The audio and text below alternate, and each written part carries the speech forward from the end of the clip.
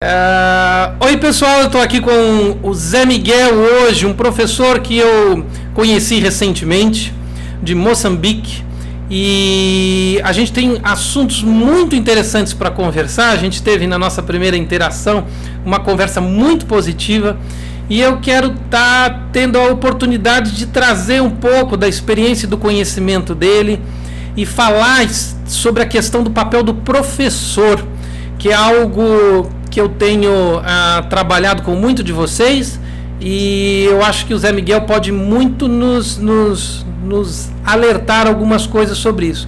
Para a gente começar, Zé Miguel, eu sei que você tem aí uma formação ligada a Krishnamacharya. Eu queria que você se apresentasse um pouquinho mais detalhadamente e falar dessa tua conexão com a tradição de Krishnamacharya. Bom, eu em 2013, eu acredito que foi julho de 2013, eu fiz curso. Acho que a maior parte de quem já pratica yoga, até quem já praticou ou quem nunca fez um curso, mas que tem algum interesse em yoga, já pegou no livro do Desikachar, né, que é o Coração do Yoga. E, na minha opinião, acho que é o melhor livro que tem, que eu conheço pelo menos, sobre yoga. Que fala exatamente sobre a tradição, que fala exatamente como a amplitude global que basicamente a yoga é, né? E eu fiz lá o curso, o Coração do Yoga. É o nome também de um curso lá do livro do Desikachar. E é o curso mais longo que eles têm para quem não fez, basicamente, para quem não está a fazer o curso de yoga de terapeuta de yoga. Certo. Que quando eu fui lá, a escola Krishnamacharya Yoga Mandiram, ela é muito séria. Ela tem pacientes que vão lá para ser tratados com yoga, né? Em que eles recebem um mantra, recebem uma prática de pranayama, recebem uma prática de asana. Os professores lá aprendem como realmente fazer a leitura do curso. Então, é uma escola que eu tenho bastante apreciação e respeito e reverência também pela tradição que Krishnamacharya trouxe, que de uma maneira ou de outra, indiretamente ou diretamente, nós todos beneficiamos disso. E o curso que eu fazia lá começava às 7 da manhã, 4 semanas, né? Das 7 da manhã até às 19 horas. Então, nós chegávamos logo de manhã, tínhamos uma aula de 1 hora de asana. Tínhamos mais ou menos 5 minutinhos de break, entrávamos logo em seguida, tínhamos uma aula sobre como é que funciona teoria e técnica de asana e pranayama. Depois tinha mais o quê? Saíamos disso, fazíamos um intervalo um pouco maior, de 15 minutos no máximo, voltávamos, tínhamos uma outra aula que basicamente retratava ou detalhava sequências de asana e a sua funcionalidade, não só em termos terapêuticos, mas também nos seus aspectos mais energéticos, e depois também falava-se um pouco da parte espiritual dos asanas. Depois, antes do almoço, tínhamos uma aula com uma professora muito interessante, que era uma aula sobre sânscrito, né, e de canto. E depois disso, à tarde, tínhamos aula de meditação. A aula de meditação era muito interessante, porque nós fazíamos uma meditação baseada em asana. A aula de pranayama também vinha logo em seguida. Tínhamos uma aula individual de pranayama, outra aula individual de meditação. E depois, no final, tínhamos uma aula que era no final do dia, que era basicamente algumas pessoas que vinham nos visitar e falavam de algum tópico. Então, todos os dias tinha algum professor que vinha e falava sobre algum tópico que ele quisesse falar. Era basicamente a aula que todo mundo, até os de fora, eram permitidos vir para assistir, como se fosse uma palestra. E essa aí durava mais ou menos 1h30, 2 horas. E era assim todos os dias, por 4 semanas. E foi por isso que eu passei. Era o meu sonho ter um pouquinho conhecer um pouco da dimensão que a yoga tinha, saindo fora de alguns sistemas convencionais que eu já conhecia. E quando eu fui para o sistema da Krishnamacharya Yoga Mandiram, eu aí percebi realmente que Eu não conhecia nada e estou longe de conhecer nessa vida inteira. Então foi isso, foi muito interessante. Quando você esteve lá, foi logo após o falecimento do Desi Kachar. Do Desi Kachar, não? Foi antes. Foi muito engraçado isso, porque eu estava numa dessas aulas de sânscrito e chanting e cânticos. Estávamos sentados um dia a ler, e sânscrito não é nada fácil, né? Estávamos ali a ler e tudo mais, a tentarmos, e do nada o mestre Desi Kachar apareceu. A primeira coisa que a professora fez, assim que ela viu que era ele, ela levantou-se logo. E aí todos nós olhamos, vimos que ela levantou, nós também levantamos. Eu só fiz assim. Ficou ali na porta, observou nós a fazer os mantras, entrou um pouquinho lá dentro, caminhou, olhou pela janela, olhou para nós, para cada um de nós, saiu. E isso foi mais ou menos aqui, foi isso, julho, porque acho que ele faleceu mais ou menos em agosto, setembro, uma coisa assim, foi um mês e meio no máximo deles. Certo. Então você chegou a ter um contato com ele? Eu via ele. Uhum. E ele estava bem, parecia, né? Quer dizer, estava bem calado, não sei se ele era assim, mas estava ereto, né? E eu acho que é uma coisa que eu quero também ter, se tiver que ter os meus últimos dias assim, que eu esteja o mais ereto possível antes de poder fazer a passagem. Uhum. Eu tive uma entrevista com ele em 2000, se eu não me engano, 2006. E eu perguntei para ele sobre Parampará e perguntei para ele sobre Ishvara Pranidhana. Então, só para quem não conhece, só para explicar, né, para quem está nos assistindo, Parampará é a importância da transmissão professor-aluno e Ishvara Pranidhana a questão da entrega, da fé, né? Fiz questões sobre isso para ele e ele claramente respondeu de uma maneira muito direta, muito firme. Para mim, Ishvara é meu pai. Eu tenho fé no trabalho de meu pai, profunda fé. Olha. E eu queria, mediante isso que ele me respondeu e anos depois ele te encontrando, eu queria que você falasse um pouco sobre isso e o que você viu disso lá na tua experiência. Assim, Krishnamacharya como mestre, nós podemos aqui, eu acredito que eu já li pelo menos uns 4 livros dele. E eu acredito que cada um dos livros que eu lia dele sempre tinha algum aspecto diferente que um outro livro não falava. Então, ele era um mestre com muitas facetas e muito conhecimento. O que eu posso falar do que eu vi lá é que eles são fiéis aos ensinamentos que o mestre passou. Eles são muito fiéis nisso. Eles olham para a metodologia deles como completa. Não tem que buscar nada de nenhum lugar para adicionar, porque a linhagem de como eles praticavam e olhavam para o praticante de yoga, não alguém que está ali para ajudar alguém a curar alguém com dores, não, é ajudar para perceber o que fazer no último momento, né, no seu último suspiro ou no seu último respiro, né? Essa é a prática de yoga, né? A atitude que nós devemos ter nos últimos momentos da nossa vida, né? Que é a parte mais importante da nossa vida, é realmente tudo que a gente já vivenciou, né? E mais com os ensinamentos. Então eu entendi que era muito disso.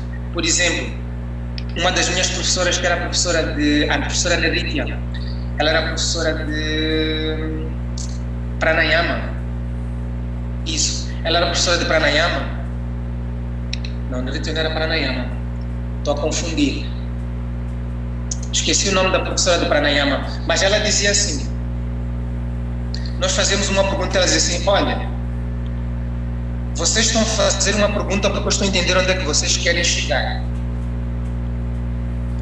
Do jeito que eu aprendi, falava ela assim. Na verdade, quase todos os dias falavam assim. Do jeito que eu aprendi, é assim. E nós íamos tentando encontrar algum canto ali, ela dizia, como quem dissesse, vocês não estão a entender. Eu aprendi assim, eu faço assim. Então ela basicamente deixava muito claro que nós tínhamos duas escolhas. Ou fazíamos como ela ensinava, ou não fazíamos como ela ensinava. Agora, se nós fizéssemos do jeito que ela ensinasse, ela estaria disposta a poder responder as perguntas que nós tivéssemos. Porque aí existe um percurso que vários outros já passaram por aquilo e que podem te responder. E esse é o sistema de para-parar. Que eles estão abertos realmente a responder se tu segues a linhagem. Se tu não segues a linhagem, é muito difícil deles te responderem, porque eles não sabem o que mais é que tu misturaste. Então, Krishnamacharya tinha isso como uma coisa muito, muito, muito firme. E isso estava muito claro lá, na escola. Você tendo contato com a família, tendo contato com muitos dos alunos importantes ali, né, especialmente alunos do Desikachar, como que é para você ver isso tão cuidado, tão bem tratado lá no Mandiran, lá na escola, e quando você volta para o Ocidente, para a tua rotina, e ver o yoga tratado de uma maneira tão diferente disso? Como é que tem sido para você essa percepção desses dois universos? Então, eu estava agora a lembrar-me, antes de fazer essa pergunta, da biblioteca. Eu não sei se tu fizeste a entrevista no Krishnamacharya Yoga Mandiram também. Não, eu fiz quando ele veio para o Brasil. Porque a escola é muito incrível. A organização da escola, a maneira como as coisas estão. Por exemplo, a pessoa entra na biblioteca e a pessoa não encontra 50 mil livros. A pessoa encontra cerca de 20 livros. E os livros são bastante específicos em como eles estão, não só organizados. A biblioteca tem algumas referências, alguns estudos que várias pessoas já fizeram. A pessoa chega lá e, por exemplo, pergunta: tem algum como é que se diz, algum paper, né, algum documento sobre o efeito de pranayama para, por exemplo, pacientes com problemas de coração? Trazem depois um papel lá, está ali para 200, com um estudo feito em 200 pessoas durante um período de 6 meses, quer dizer, um livro, um documento científico mesmo, comprovando, detalhando o tipo de pranayama, tudo isso. Então, é uma coisa diferente para eles. Yoga lá não é só uma profissão, é mais do que uma profissão. Yoga é algo que eles têm orgulho. Na escola onde eu estive, que eles têm orgulho em dizer: nós ensinamos yoga de Krishnamacharya, né? Então é uma coisa que é bem diferente, chegando a qualquer lugar do Ocidente que basicamente não tem uma tradição. Então é difícil, né? Tem aquele livro, tem aquele filme do Patabi Joy, que é feito para o Krishnamacharya, para o yoga, né? Que é The Breath of the Gods. Acho que é isso. Isso. O suspiro dos deuses, uma coisa, o respiro dos deuses, não sei como é que seria traduzir isso, que fala, por exemplo, que Krishnamacharya, quando ensinava, ele dava um mantra. Então, eu estaria a fazer uma prática de asana fazendo um mantra. Patabi Joyce nunca ensinou isso, muita gente reclama e tudo mais. Claro, porque imagina para alguém que não sabe qual é o efeito quando se fala de Ramachandra, que hoje é aniversário de Ramachandra, né? O mestre de Hanuman, o discípulo perfeito, né? E quando se fala de Ramachandra, quando se fala de Hanuman, na Índia, aquilo tem uma referência, e à medida que a pessoa vai crescendo, a referência vai aprofundando. Para nós ocidentais não tem uma referência, então é muito difícil eu pegar um mantra sobre Ram, porque imagina uma criança que já tem 20 anos, mas 20 anos mais tarde, ela vem ouvindo falar sobre Ram. Quando ela está a fazer uma prática com o mantra de Ram, ela tem uma associação com o mantra Ram, sobre Ramachandra, que eu nunca vou sonhar em alguma vez ter. Porque faz parte da vida dela, faz parte dos festivais, faz parte das celebrações, de tudo que ela já passou, das histórias que ela já ouviu, sobre muitas situações que aconteceram na vida que foram colocadas com aquele nome e com aquela personalidade e, consequentemente, com aquela toda egrégora. Então, é muito difícil ter essa mesma exigência estando lá dentro. E eu lá dentro vi aquilo do jeito que eu disse, eu vou sair daqui, eu sei que não vou encontrar isso em lugar nenhum. Então, o meu nível de exigência não pode ser tão elevado assim. Eu vejo as coisas e dá para melhorar aqui, mas também consigo compreender aqui. É bem complexo. Sim. Você me fez recordar uma história que o Desi Kachar contou, e aí tem a ver um pouco com a pergunta anterior, que ele lembrava do pai cumprimentar os muçulmanos, alunos muçulmanos, não em namastê, mas em salam aleikum. Ou seja, fazendo a saudação na crença da pessoa. Mas esse Krishnamacharya, irmão, Krishnamacharya era um yogi de verdade, ele era super respeitoso assim. Mas é isso. O meu professor também, ele diz, o meu professor atual, o Gokula Chandra, ele fala, a nossa prática não é melhor que a prática de qualquer um. Respeita a prática dos outros, porque isso é muito importante. E ele falava isso. E, aliás, ele fala isso, que é essa referência do Krishnamacharya, que o que eu acredito não tem que ir de conta com o que tu acreditas. Simplesmente, eu tenho a minha crença, tu tens a tua crença. E, na verdade, se a gente vai, ver de onde é que essas crenças vêm, elas vêm de uma mesma raiz. No fundo é isso. Então, ele compreendia isso, o Krishnamacharya, e ele era super respeitoso com isso. É um grande mestre. E você está no Brasil desde quando, Zé Miguel? Então, depois de eu ter feito esse curso, em 2013, eu cheguei no Brasil em setembro. Certo. 28 de setembro de 2013. Tá. Eu não conheço Moçambique. Então, Sim. É uma área que eu tenho completo desconhecimento. Bem. O Brasil se diz muito favorável às miscigenações, a misturar as coisas. Porém, ao mesmo tempo, nós temos uma estrutura social preconceituosa, arcaica, bastante injusta socialmente, né? Então a gente vê que a gente não é tão aberto à mistura como se fala, porque a gente mantém certas estruturas sem mudar há séculos sem mudar.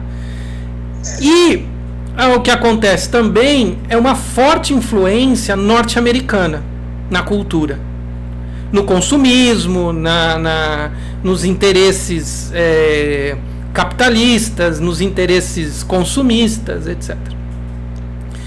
E eu vejo um pouco disso chegar na espiritualidade, chegar no yoga e também transformar o yoga num yoga muito norte-americano, que é um yoga de supermercado, assim, né? Aquela coisa... Hoje eu tenho dor no ombro direito, deixa eu ver aqui na prateleira o que tem para isso. Hoje eu tenho uma dor na lombar, deixa eu ver aqui na prateleira o que tem para isso. Você tem essa impressão desse yoga brasileiro, dessa influência norte-americana, e que a gente mistura tudo? Qual que é a tua impressão vindo de fora e olhando para esse cenário Brasil do yoga? Quando eu cheguei cá, eu conheci um dos professores de referência para mim cá é o Edson Moreira, que ele é mais pro lado shivaísta, e o professor dele foi o professor de Rose, e que quando eu depois aprendi sobre o que era Swastika Yoga, na verdade eu aprendi sobre Swastika Yoga um ano antes de ir para o Brasil. Estava uma moça que dava aulas lá em Moçambique, uma portuguesa, que ela veio e deu uma aula de Swastika Yoga, que eu depois aprendi, afinal de contas, ela foi aprender numa escola que o Edson, daqui do Brasil, é que levou para Portugal. E eu conectei com a prática no sentido de que não trabalha com muita profundidade a questão do asana, mas trabalha tudo. Então, aí já tem a ver com o aluno de correr atrás da parte que mais lhe cativa para poder manter interesse no resto das outras coisas. Eu acredito que é assim que coisa. E para mim foi uma referência muito positiva, no sentido de ter morado 8 anos e meio nos Estados Unidos. Eu tinha muito mais contato com uma prática de yoga que era muito mais ancorada em professor que era professor de balé, que trazia o seu conceito do balé para dentro da prática de yoga, ou então alguém que basicamente também trazia essa parte, por exemplo, de Yin Yoga, que misturava com a parte da medicina chinesa, misturava conceitos, por exemplo, também do Peter Levine, né? E entrando nessa coisa do trauma, etc. Então, era um approach muito mais, digamos assim, mediático e solucionista.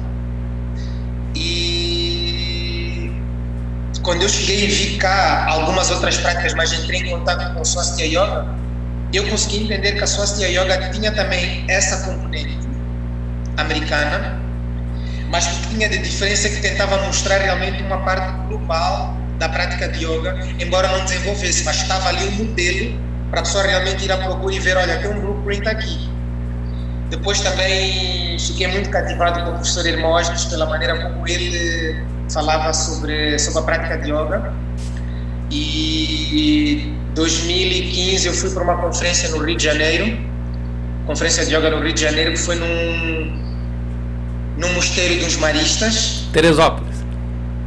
Foi em Teresópolis, né? Teresópolis.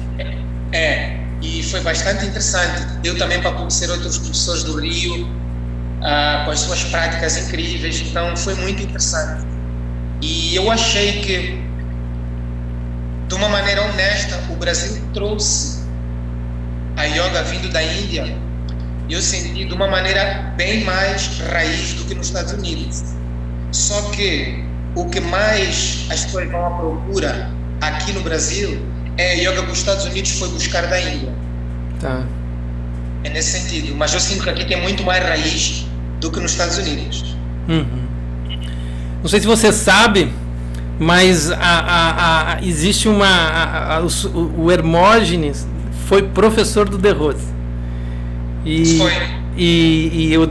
tem uma história de dissidência entre essas duas linhagens que é histórica ali, uma longa história que vem desde a década de 60. Mas não é o nosso enfoque aqui, senão a gente vai pegar outro caminho. É sobre isso que eu tô curioso para saber. A gente iria pegar um outro caminho aqui que não é o nosso hoje. Eu queria ver contigo, agora trazendo mais para o cenário dos dias de hoje. Então, só para situar, porque como esse vídeo fica no YouTube, ele vai ficar durante anos e muitas pessoas vão acessar essa nossa conversa. Então, só para situar, nós estamos num momento de abril de 2020, num cenário de início da falência do sistema hospitalar brasileiro para o atendimento dos primeiros grupos contaminados pelo coronavírus, né?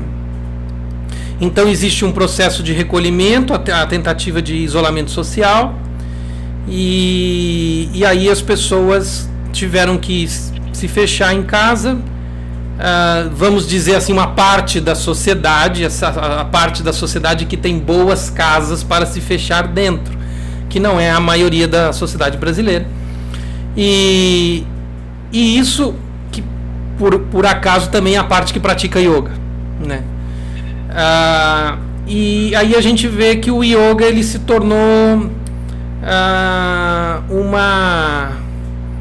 uma válvula de escape, uma tentativa de equilíbrio, uma tentativa de ajuda, uma tentativa de auxílio, numa situação onde o estresse das pessoas começou a se elevar tremendamente.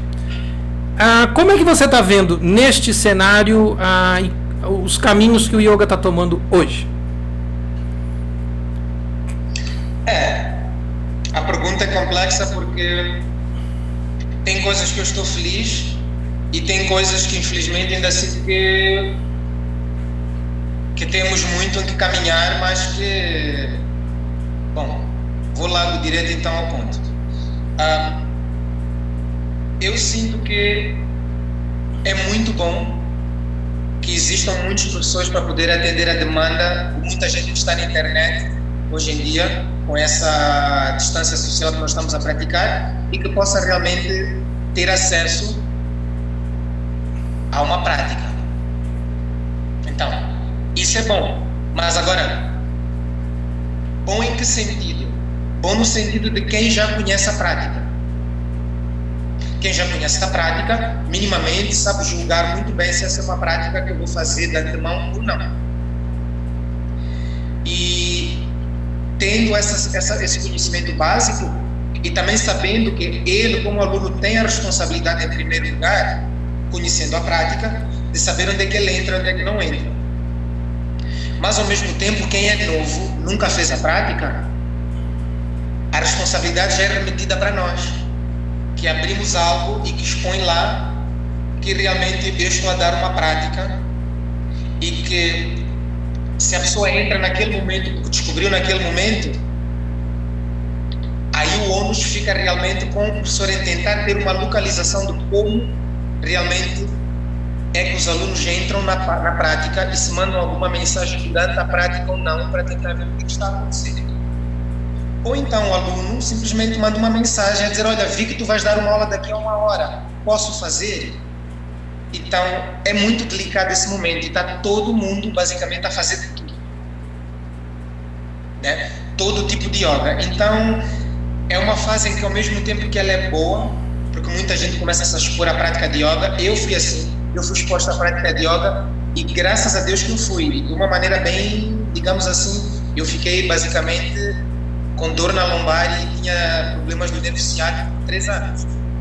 E eu descobri a prática de yoga, graças a Deus. Então, muitos deles também vão descobrir a prática de yoga em algumas dessas circunstâncias, e que é incrível descobrir assim, porque a prática de yoga é basicamente uma nascente do rio, em que a pessoa chega lá e vê a água brotar, mas a pessoa não faz ideia que ela vai para o oceano, né? E tendo consciência de que essa água vai a algum lugar, a pessoa vai atrás, e quando chega lá vê que, existe aquela ponta de um oceano. É maravilhoso para essas pessoas, que infelizmente são poucas. Infelizmente são poucas. A maior parte vai realmente entrar numa confluência consumista.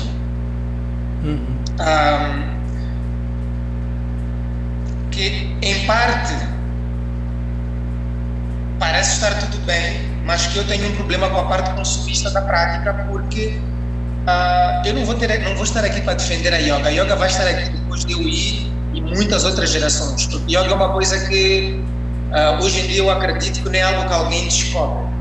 Ela está ali, faz parte de um pilar, né, espiritual para todos, né? Então, mas eu acredito muito que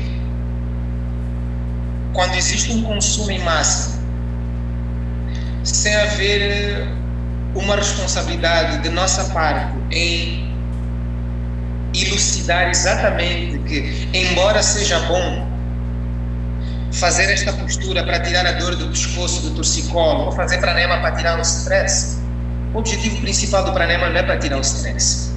O objetivo principal do pranayama é para poder acessar Sukshma Sarira, a parte da camada mental. Pranayama está mesmo no meio entre Stula Sarira e Sukshma, físico e mental. E o pranayama é o que faz a ponte. É exatamente isso. Então, é muito mais do que aquilo que as pessoas vão fazer a prática para. Não é para suar só. É muito mais. Então, o suar é uma consequência.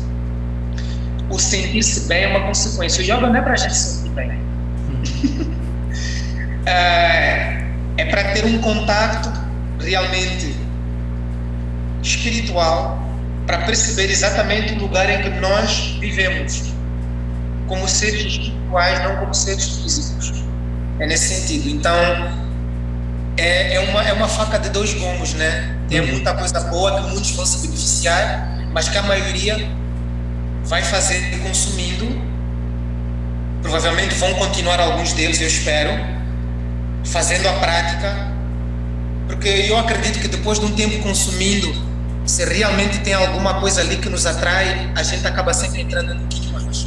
Nem todos também vão poder aprofundar, mas é nesse sentido. Mas para dizer que eu acho que é positivo, mas ao mesmo tempo tem muita coisa negativa que depois muitas pessoas acabam realmente não compreendendo o que é a prática de yoga no sentido espiritual, porque eles acabam por olhar por quem consome e pela parte consumista que é vendida nesse sentido. Tá. Deixa eu fazer uma pergunta, Zé Miguel, com base, inclusive na nossa conversa que a gente teve previamente, antes desse nosso encontro. A minha experiência com alguns alunos mais curiosos, que vão sempre atrás das novidades.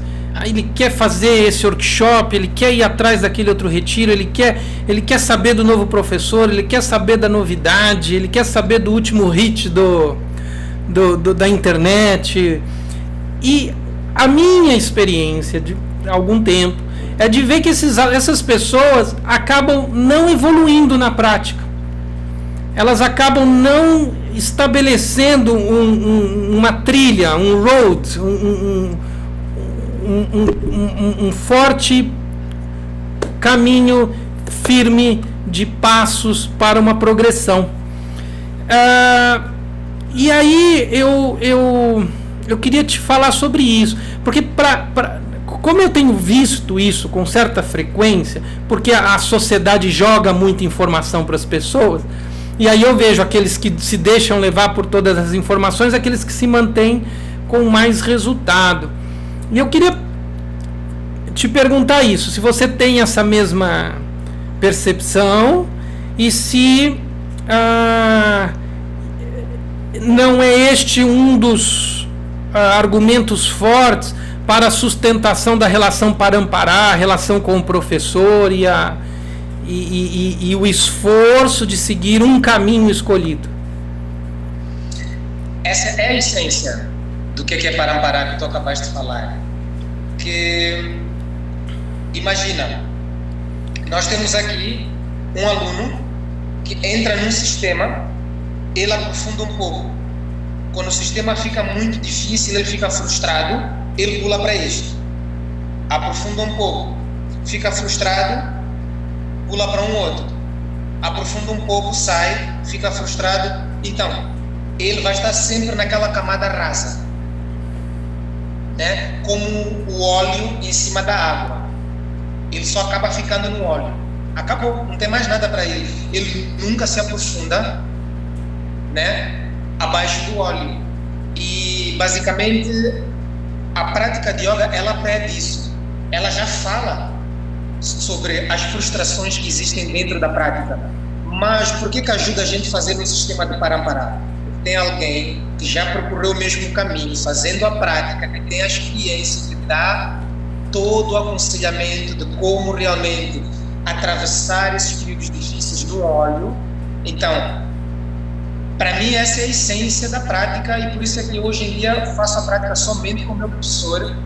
Se existe um livro novo, eu digo muito bom. Se existe um professor novo, digo muito bom. Se existe um professor antigo, mas que está a trazer trabalho de uma outra linhagem, eu digo, acho que é maravilhoso, mas eu não vou estudar isso, porque eu já estou no meu estudo, no meu aprofundamento, né? Que eu sinto que também está a dar resultados. Então, eu não tenho que ter curiosidade em relação às outras coisas. Tem uma professora minha de Florestas da Amazônia, a Maria Alice, que ela falou uma coisa muito interessante. A primeira vez que eu conheci, ela disse assim: eu aprendi com a experiência da vida a tirar a curiosidade do meu trabalho de pesquisa.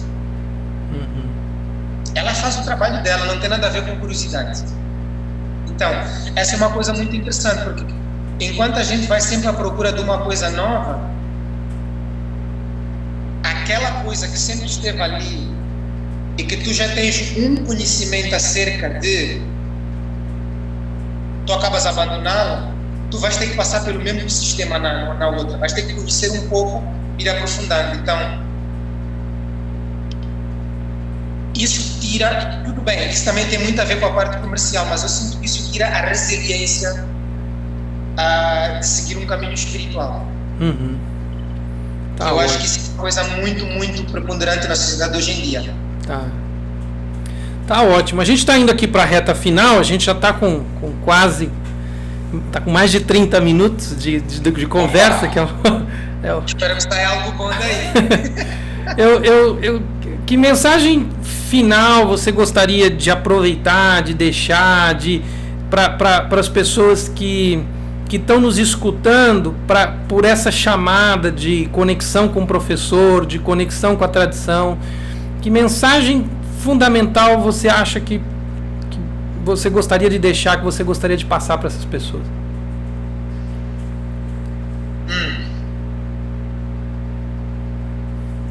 Então, fazer a prática de yoga, como diz o meu professor, e como eu também leio muito da linhagem, yoga não existe sem a relação guru-shikya, isto é, mestre-discípulo. Não existe. Porque é só assim que ela é passada. Nós conhecemos yoga só assim. Então, se realmente nós não temos uma linhagem, ou até um professor que faz um trabalho relacionado a alguma linhagem, para realmente poder ter algumas bases sobre o que é Parampara, a gente não está a fazer yoga. Infelizmente, essa é a minha opinião. Infelizmente é isso. Para mim, é isso. Se não tem uma linhagem, a gente acaba trabalhando meditações profundas e tudo mais, mas yoga não é acerca da meditação, é acerca da conexão. É a conexão. Então, se a gente não tem essa conexão com o professor e com a linhagem que o professor vem, ele vem passando, então a prática de yoga não existe. Por quê? Porque eu vou estar simplesmente a usar enquanto eu preciso e depois qualquer dia eu posso largar. Eu nunca vou ter a responsabilidade de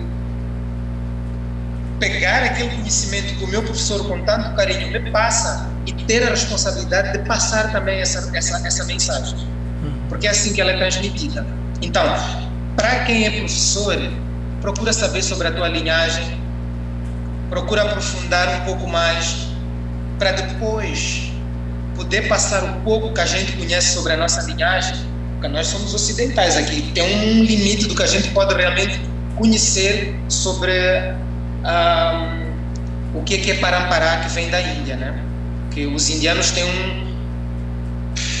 uma egrégora inteira sobre o que é Parampara, mas nós também podemos conhecer algo. Então é importante que os professores tenham essa responsabilidade, porque toda a prática de yoga que a gente vai ver no fundo, ela tem uma raiz. Se a gente for investigar muito bem lá, ela tem uma raiz. Então investiguem isso para poder realmente passar para os vossos alunos sobre Parampara, que sem ele a yoga basicamente não é transmitida.